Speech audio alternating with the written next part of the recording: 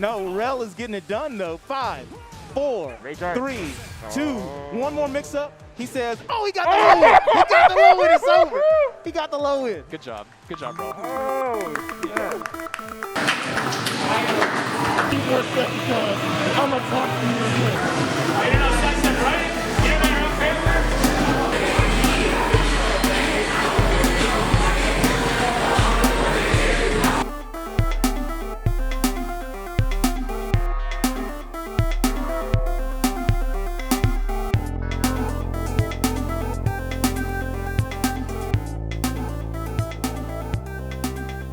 People expect to do tournaments in the fighting game community, so you kind of just have to be able to organize tournaments, because if you try to just do casual play all day, which I would like to, but I can't, if you do that, people aren't really going to come. So tournaments are kind of the bread and butter, and then you just kind of hope that people eventually start coming for casual play on their own.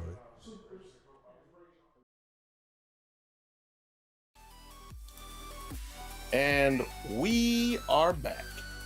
Zone Breakers Online number 18 came back through, like we said, with that BB tag. That's what we do. Always here for the BB tag. Togi Sandwich.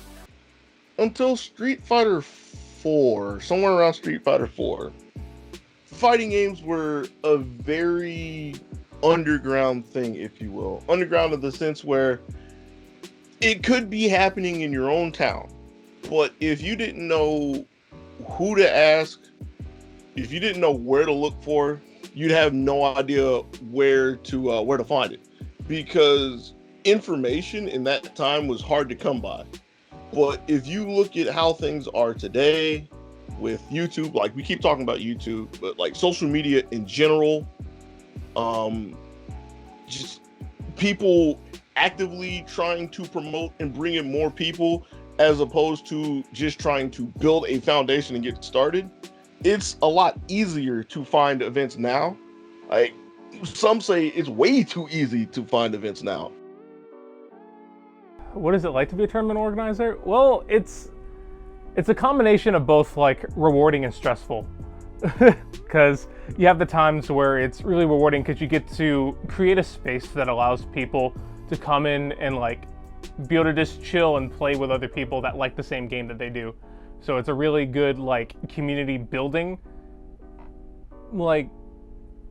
It's good from a community building perspective, where people can just come chill out, just have a good time, be able to, talk to people that have common interests as them. But it's also stressful on the organizational end, where it's just like, okay, how many people are going to show up? Are people going to show up? Are we going to have enough room, enough setups? Are people going to like the tournament? Are they going to, how long are the matches going to take? Is it going to finish on time? Is everybody gonna like enjoy themselves? That type of stuff. So like it's a combination of both, I feel. But at the end of the day, it's definitely a bit more rewarding than it is stressful at all said and done. So now, if you ask most people, if you ask most Georgia fighting game community members, like what is the more strongest, the tightest knit, the most uplifting and structured community that Georgia's ever had for a game, most people will tell you Tekken, because Tekken is the game that Atlanta and Georgia is internationally known for. Like, Atlanta is literally considered by many people across the globe as the Mecca of Tekken. They want to come to the Tekken house.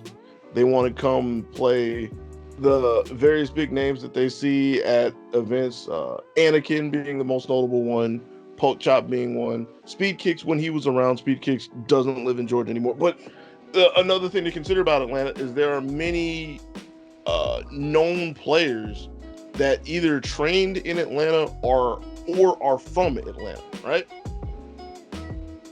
But I said most people would say Tekken. And Tekken is a very accurate and a very strong choice to make. But I personally think that one of the strongest, if not the strongest community that existed in Georgia was actually the MK9 and the MK10 scene, the NRS community. The camaraderie of that crew, at the time, it was unparalleled. It was completely unparalleled. 30 or 40 people who were willing to go to any event, willing to try to get as many people as they could just to play Mortal Kombat and Injustice. You have everybody who's like willing to sit down and teach anybody who thought they were good, anybody who thought they had no idea, no business playing games, willing to show them the ropes, show them like the do's and the don'ts. And if they couldn't figure out how to do anything, or if they didn't have the information somebody was looking for, they knew the right person to ask. And that right person was ready to answer the call every time. I used to be really into shooters, like Counter-Strike and Halo and like Modern Warfare when I was in like middle school or early high school, whatever. And then I was a League of Legends player for a while, right? And I did WoW arenas at the same time. And I got really sick of blaming my losses on other people. Like we would do a 3v3 arena or whatever, and I would be DPS and the healer would. Nobody was as good as me, right? I had the same problem in tennis. Like I didn't like doubles because I didn't like blaming everything on the other guy. So I was like, what kind of sport or esport can I do that's not team related? I can't just blame everything, especially during League of Legends. Before Q Finder or whatever, you just had to like claim your lane, and then if you didn't get it, you like spend an hour in a queue, and you lose like 100 points, and then like you're done for the day as a student, and it kind of sucked. And I forgot who it was. Some dude at my school had like Street Fighter 4 or something, and this was back in like 2010 or 10 or 11. Street Fighter 4 was super big at the time, and my friend was playing it, and like I don't know, it was super fun. I just button mashed or whatever on my controller, and I guess that's how I got into it. Like Street Fighter 4 was my first fighting game that I saw and played and like looked things up about. And I kind of just got the bug because like it feels very satisfying to practice like one specific thing for a long period of time over and over, and then like have it come to fruition. And you did it. Like it's not your teammate's success, it's just your success. And it's just your losses too. And that was the big thing. It's like if you lose in Tekken, like you're the only one to blame. You lose in Street Fighter, like it's because you suck, not your teammate or whatever. And it taught me a lot of valuable life lessons, I guess. And that's kind of how I got into fighting games. But yeah, in general, I used to play a lot of other stuff as well, but right now Tekken's the thing. So play Tekken. I got into starting tournaments back in like 2015, I think it was. One of my friends, Mike, I told him that I wanted to start tournaments, and he was just like, hey, you should just go start looking for venues and start talking to people. I'm just like, I don't know if I can do that. He was like, fine, if you're not gonna do it, I'll just do it myself. So he like went off and like found a venue for us, and he called me. He was like, yeah, by the way, we're starting a tournament next week. I'm like, oh, okay, sounds good. And then we started running tournaments there for a couple months. And then he had to move sometime after that, so we only ran it for a couple months there, but after that, I think it was like the next year, I was just like, you know what, we haven't run a tournament or tried to run a tournament in a while, so I'm gonna try and do it myself. And ever since then, in like 2016, we've been running tournaments obviously before last year, but no, we were running tournaments almost every week for like 3-4 years at that point. Georgia has the benefit of having this nice big city named Atlanta. And even though a notable portion of the Georgia fighting game community does not live in Atlanta, a huge portion of it does. The real thing to realize is Atlanta helps so much because it is a very large, it's a very, I don't want to sound far off and say like technologically advanced city, but when you look at Atlanta compared to like everything else in the region, it's very industrialized, which is why Atlanta really sticks out like a sore thumb in the Deep South. Atlanta feels like it really should be somewhere in the Northeast for the most part. And why that's important is because since it's such a big hub, you have a lot, since it's a new hub, you have a lot of companies and corporations trying to build up in Atlanta because they're not trying to build in Dallas. They're not trying to build in New York. They're not trying to build in Los Angeles. So how does that help the fighting game community? You have more people coming in. And you might have some people coming in specifically to make events for competitive gaming, such as Smite building their headquarters in Atlanta, which is why Smite Worlds happened in Atlanta. Brawlhalla, which was created in Atlanta, if I remember correctly. You have like companies like that starting up and building up here, and then you just have the people who are trying to just move here and make a living, and they just conveniently play fighting games. And oh, lo and behold, there's a lot of us here. So strength in numbers.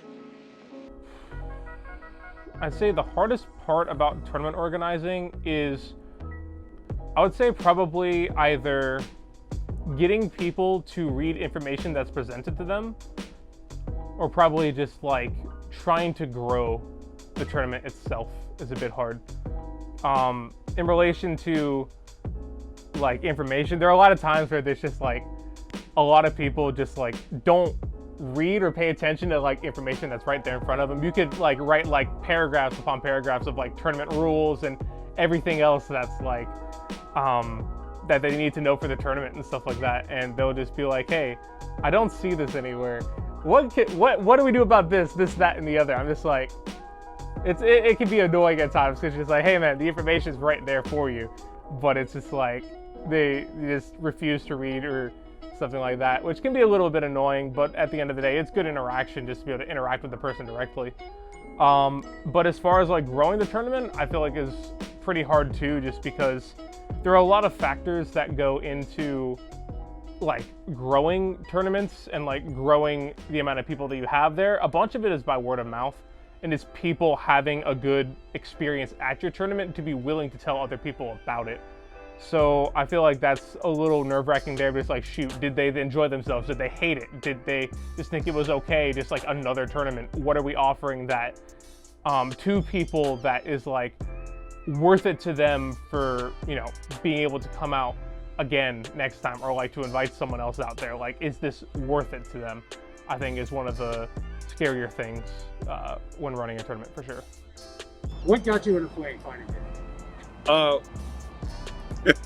My dad next to me, see, like, he would play games, bring them home. It'll be Mortal Kombat. Then he hates Street Fighter. What? Mortal Kombat, Tekken, and you know, basically that's how I got into fighting games, and I would play, like, you know, all the time. Because when he was a kid, right, he was a little baby, right? I used to give him the controller that wasn't hooked up, and he thought he was playing. Yeah. But he got hooked. Mm-hmm. I had to. So yeah, basically, I didn't start taking it seriously until Negan was in Tekken 7. So, yep. Oh, it's like playing a tournament. It's awesome and horrible at the same time. It's like every spectrum of human emotion. You know, grief when you lose, and excitement when you win, and like everyone here is super passionate about it, and you are as well. And like, there's that common thread that like ties us all together because we all play this game. Like, that's our thing. It's like, you know, people that rock climb, it's like that's their thing. And when they go rock climbing, everyone that rock climbs, they share that thread, and it's like a mutual experience type of thing. So playing a tournament, it's just, like I said, the full spectrum of emotion. And like, some days you go 0-2. Like, I went 0-2 a couple weeks ago. I've been playing this game for 4 or 5 years now, whatever. And I don't know, there are weeks where you feel like you want to like give up and stop playing the game because, you know, you had a bad night, or like you lost to a really good player, or you lost to a player who you should have beaten, which happens to me all the time. Like, staying consistent in this game is very difficult. It's like what separates the really good players from the intermediate players. If you can come, especially in Atlanta, if you can come to 404 and go 3-2 every single week, like, that says something about you as a player. And so coming to tournaments every week, it allows you to establish that, like, within yourself, the discipline it takes to just practice the game all the time and just keep learning and learning. And it's really just a learning experience. But outside of like just tournaments, I mean, there's the community aspect of this is another thing I could talk about forever. But that's what it's like to play in a tournament. And I hope anyone that watches this, like if you want to come experience what a tournament is like, or like you're brand new but you're interested in fighting games, there's so many like helpful and kind and friendly people here that you would be doing yourself a disservice to not come to 404, come to you know, Gwinnett Brawl or any other place that has fighting games, even online now, right? You can kind of get a similar experience with Discord. And, like, you just meet so many new people and you kind of just become like lifelong friends, at least for the duration of you know, coming here, you know, however long you play the game. I mainly did it because I want to see how far I can go. Like I watch people like Lil Majin and stuff like that. Majin's fine. Yeah, I want to see if I can get up to that level. I don't want to, you know, I don't care about winning any prizes or anything. I just want to be on that stage and just like see how, just hear the people like yell and roar and stuff. Like it's so like amazing how like video game is taken serious. For commentary, it's for somebody like me, for example, somebody who goes to locals, goes to majors, is more like what I consider a low-level commentator at majors. Like I'll do pools and stuff whenever I'm allowed to fit in, but like I'm not a main stage top 8 commentator anymore. It's changed the scope of what I have to look at, because for the past year, since about last March, the main game I've commentated is BlazBlue Cross Tag Battle. I've commentated BlazBlue Cross Tag Battle, Grand Blue Fantasy Versus. All right, they're not like the most efficient games to play online, but if COVID were not to have happened, I don't imagine that I would have seen those games as much as I have. I would have seen them, but a lot of my workforce would have still, or a lot of my workload would have still been Street Fighter, because I'm one of the main Street Fighter commentators in the state. A decent amount of Tekken, because even though I'm not one of the main commentators for Tekken, I'm asked to fill in quite often for that. Soul Calibur, a game that I haven't even mentioned yet, but I haven't seen that game since April, I believe. Like, there's been a pretty big shift in what you typically see. That's not to say these games that struggle to function on the internet don't get played. In fact, a lot of people have been making them work, but what happens is they condense it down to a region to try to control the variables that can happen from playing long distances. So if you don't happen to be in one of those regions, or you're not affiliated with somebody who's running the event, it's very likely that you don't come across the games. I mean, I hope that all the local scenes, you know, get back to being open pretty soon. I mean, we were kind of like, I guess the word slipped my mind, but we're like the first ones to bring locals back. I think we probably were, and then, you know, we opened up. Obviously, there was some backlash about it, but, you know, people are gonna have something to say no matter what you do. And then, you know, some locals in Korea opened up shortly after we did too. And so, you know, it's overall, I would like to see, you know, locals come back, but you probably won't for a while, just because a lot of TOs, this is kind of different. This is a business. A lot of TOs just like they'll rent a, you know, they go to a card shop or a comic store or something, and they might charge the TO like $1 per person that comes in. This is different, whereas this is an actual like a modernized modern day arcade. So it's not like I have a 9 to 5 and then I do this as a hobby. Like, this is my actual job. So that's why, you know, we kind of voted for the community, and everybody's like, yeah, let's open back up, try to keep it open, try to keep it going. But I would like all the different scenes to be able to come back though, ultimately. And, you know, for 404, I just want the community up here to grow and thrive eventually. So, you know, this is the, you know, not too far into year 3. But yeah, hopefully, you know, within 5 years, like, this place is really, you know, booming every night and packed and stuff. So that's pretty much what I just want, man. Make players have a good time, you know, feel like they're getting their money's worth when they come here. That's all that matters. So that's pretty much it. Well, I know for a fact we're really just waiting for offline to come back at this point, but we're definitely trying to make the most of it with trying to grow our brand right now through like online events and streaming and stuff like that.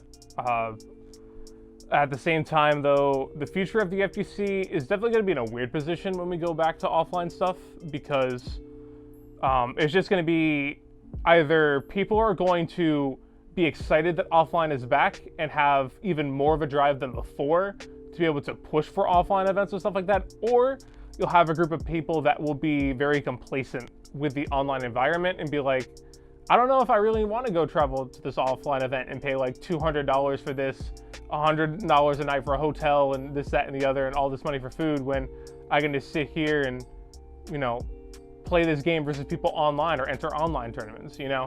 Especially if the online comes to a point where it's super stable for like a bunch of different titles and games and stuff like that, it could really push towards a direction where it's it's a scary future where people might not even want to go to offline tournaments because it's so easily accessible right in front of them. So I think Dogi touched on that a bit too when I talked to him in the past. He just doesn't know the future of fighting games either. Whether it really just depends on what the players want.